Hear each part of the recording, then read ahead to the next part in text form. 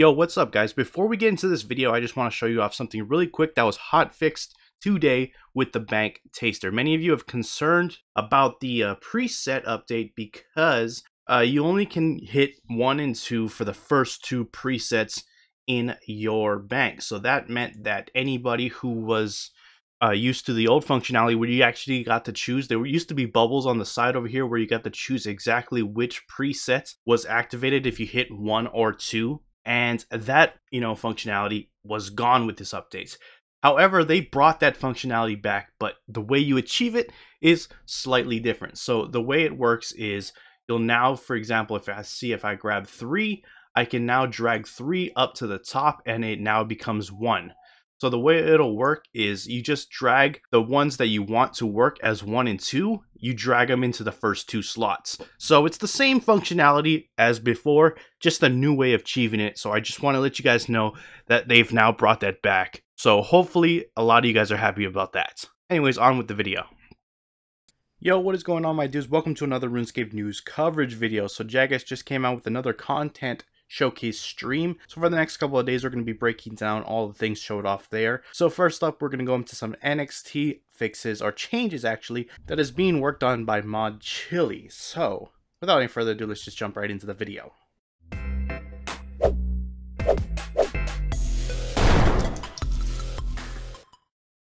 Alright guys, so as I said, this is being made by Mod Chili, and according to him, NXT has basically reached a level of maturity, or in a maturity stage, to where they can start building upon it and adding even more functionality. So that means in the next couple of months, players can expect a lot more in terms of pushing the client forward. So the first concern he had was that a lot of the NXT areas still use a lot of the Java lighting methods, which doesn't really look all that nice in NXT. So he's actually done a lot of changes, and bear in mind, some of these that we're going to be showcasing are very subtle, so you may not notice them right away, but there are definitely a change and they will enhance the atmosphere. So just keep that in mind. Some of them are more subtle than others, some are extremely obvious, but just want to let that be known going forward.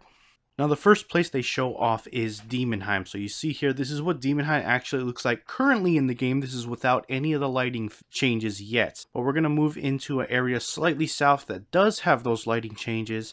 And bear in mind, it is subtle, but it is also noticeable if you're paying attention. So if you go here, now we're in a new area with all the lighting details. You can see the light is scattered in the distance, and it keeps like this kind of ominous feel of glow in the background, basically. I don't know if you really notice it. It's kind of subtle, like I've been saying, but yeah, there's overall, you can see the volumetric lighting coming through. You can see the light rays shining through the top of the tower.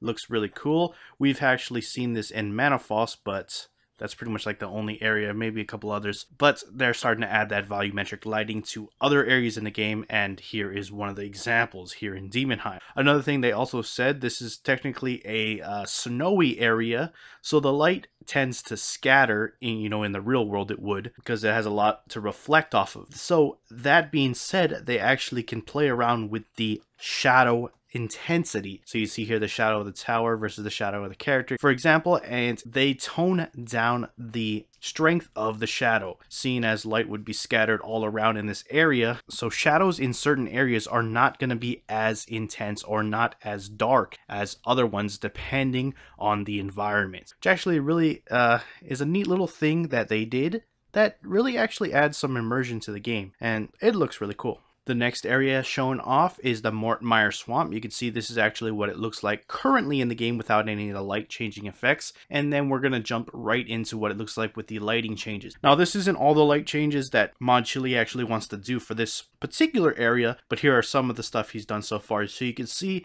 in the background, it does have that hazy greenish look, just to give it more feel of a swamp, which looks really cool. It just overall enhances the, atmosphere of the area and encompasses, a swamp-like feel. Moving on, we're going over to the wilderness. So this is actually, like I said, following suit. This is what wilderness looks like currently in the game without any of those lighting effects.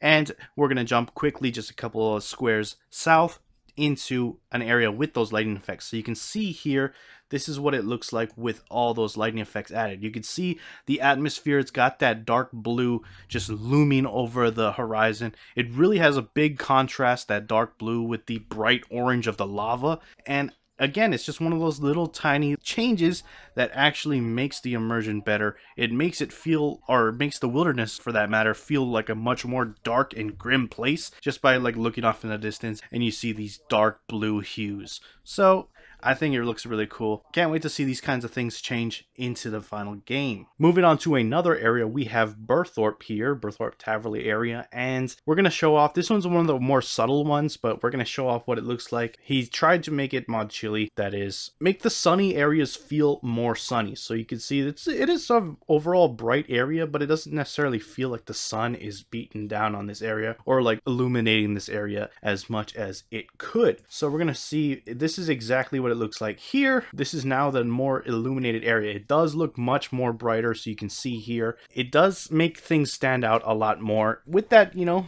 that slight little change to lighting. I don't know if you guys are able to notice it. It is slight, but it does make a difference. Another thing you may have noticed, in the background we have the skybox. The clouds are moving. That's actually a really cool thing that they've done. Also going to come with the games. You see the clouds move and it just looks really cool.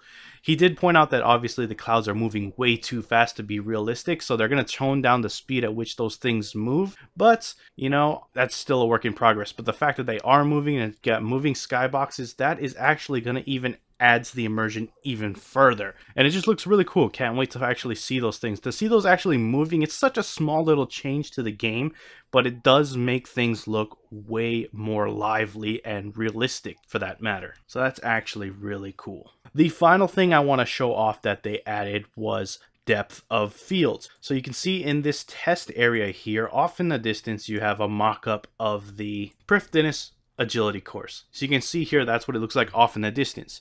He's going to enable depth of field and you'll see exactly what it does. So when he hits it, you can see that the details sort of blur for faraway objects. This is more akin to like what you would actually see in the real world. Your main focus whenever you're looking at something has extreme detail, but in your peripherals, it's kind of blurred, so to speak. So it kind of like mimics that idea, which in turn makes the background more blurry, but the foreground pop out more. This is basically just for faraway objects, and as you approach these objects, the detail is going to start to emerge. Now, this is an optional thing. You do not have to have this on if you don't want to. You can just keep it the way it is in the current builds, but if you happen to choose it, it does make things look more like farther away for those faraway objects, and it does make the foreground pop more, if that makes any sense. So you can see it here, what it actually looks like in-game at Taverley. You can see the White Wolf Mountain in the background, slightly blurred, just to give the feel of it is very far away. And I think it's a really cool feature to have. I definitely want to see what it looks like in the final build when it actually goes live. Would love to toy around with Field of Depth and see those things in front of my very eyes. Anyways, guys, that pretty much wraps it up for all the things that Mod Chili has shown off in terms of things that we can expect with the NXT client. This is not the only things, but these are some of the things that we're ready to show off, at least with this content showcase. If you enjoyed the video, hit that like button. If you're not subscribed yet and you want to stay up to date on all things RuneScape related, then hit that subscribe button. Anyways, I appreciate you guys watching. I am out. Peace.